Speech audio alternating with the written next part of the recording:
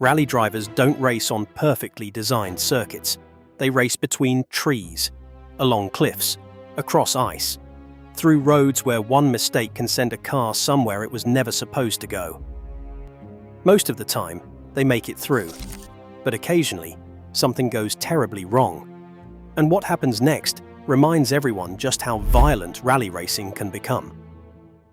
These are 5 of the most terrifying crashes in rally history, and the incredible stories of what happened after the cars finally stopped moving. Number 5. Kris Meeke. Into the Trees. Rally de Portugal, 2018. The second run through the Amarante stage on a Saturday afternoon. A fast fifth-gear left-hander, the kind of corner a top WRC driver takes almost on instinct, hundreds of times over a career. Meeke turned in too late.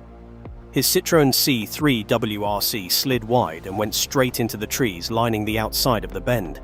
The impact was violent enough to destroy the car almost entirely, crumpling the front end back toward the cockpit and tearing away bodywork on every side.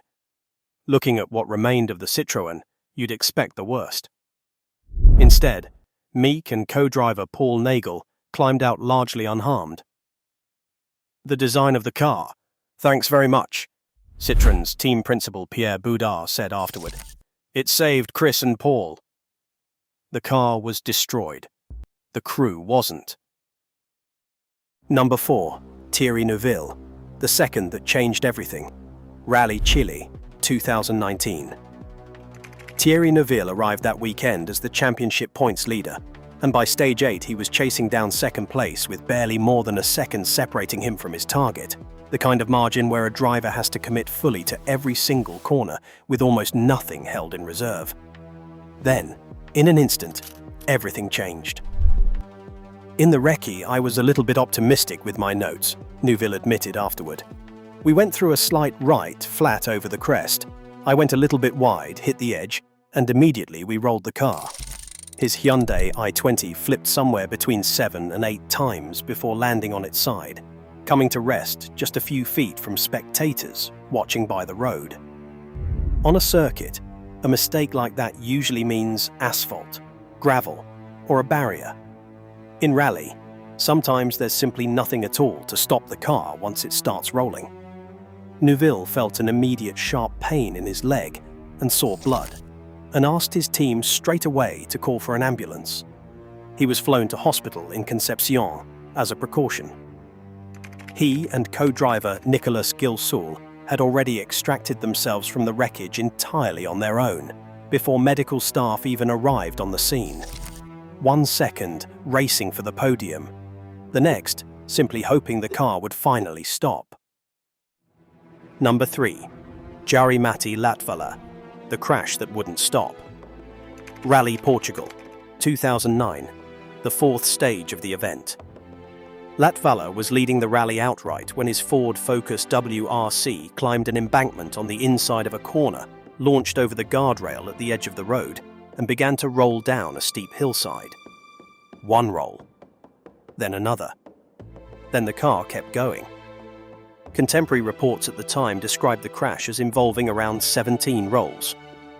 Ford's own later engineering analysis, using data recorded during the impact, put the figure at 12 full rolls over roughly 200 meters, lasting nearly 20 seconds before the wreckage finally struck a tree and stopped. Without that tree, engineers later estimated the car might have continued rolling for another 50 meters. The terrifying part wasn't that the car rolled, it was that it simply wouldn't stop rolling. "It was all my fault," Latvala admitted afterward. "I had the corner marked with a double caution, but the night before, I changed it. I realized we were going to crash, so I tried to use the Armco to slow the car, but it rolled over it, and then it rolled and rolled. I can remember the crashing and the roll cage coming in." Both Latvala and co-driver Mika Antila escaped without serious injury. Team boss Malcolm Wilson later admitted he wasn't prepared for what he saw. "I couldn't believe the 2 guys in that car were in my office a couple of hours later." Number 2. Ken Block. The crash before the race even started. Rally Portugal, 2011. Ken Block, already a household name from his Gymkhana videos, had spent 2 full days on recce, building pace notes with co-driver Alex Gelsomino for a rally he'd prepared for intensively. He never got to use them. During the shakedown stage, the final practice run before the rally itself even begins, Block ran wide in a corner, clipped a bank, and launched his Ford Fiesta RS WRC into the air. The car flipped at least 5 times before slamming back down in a field well off the road. Both Block and Gelsomino were taken to hospital in Faro for checks and released only a few hours later with no serious injuries. The car itself was destroyed beyond repair, damage severe enough that Block missed the entire rally weekend, despite the preparation that had gone into it. It was very frustrating having done 2 days of recce and be ready to do the event, Block admitted afterward. To have it all blow up there on the shakedown stage is kind of silly. I hate the fact it was because of a horrible mistake. Some of rallying's most violent crashes happen in full view of a championship battle. This one happened before the rally had even begun, and ended Block's weekend before a single competitive kilometre was driven. But at number 1, the car didn't simply leave the road. It left almost everything behind. Number 1, Adrien Fourmaux. Over the Edge. Monte Carlo Rally, January 2022. A left-hand bend, taken slightly too wide, on a road with a cliff falling away just beyond its edge. Fourmaux's Ford Puma clipped a rock face on the outside of the corner. The impact sent the car airborne, flipping it directly over the crash barrier at the edge of the road, the one piece of infrastructure that was supposed to be the last thing standing between the car and the drop beyond it. What followed looked less like a rally crash and more like a fall. Spectator footage captured the car soaring through the air, hitting multiple branches of the trees lining the hillside on its way down, before finally coming to rest halfway down the cliff face itself.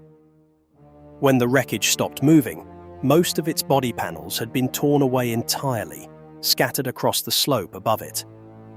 And this is where the story stops sounding real. Fourmaux and co-driver Alexandre Correa climbed out of what remained of the car largely uninjured. The passenger cell, the reinforced structure surrounding the crew, is specifically engineered to preserve a survivable space for the crew, even as the structures around it absorb and dissipate the energy of an impact. Photographs taken afterwards show a wreck barely recognizable as a rally car at all. No doors, no roof panel, the bodywork stripped back close to the bare structure underneath. The car had done its job, not by surviving intact, but by absorbing enormous forces while preserving the space that protected the 2 people sitting inside it. The most important part of a rally car. Look at any of these crashes after they happened, and the cars barely look recognizable. But that's partly the point. A rally car doesn't need to survive a crash. The people inside it do.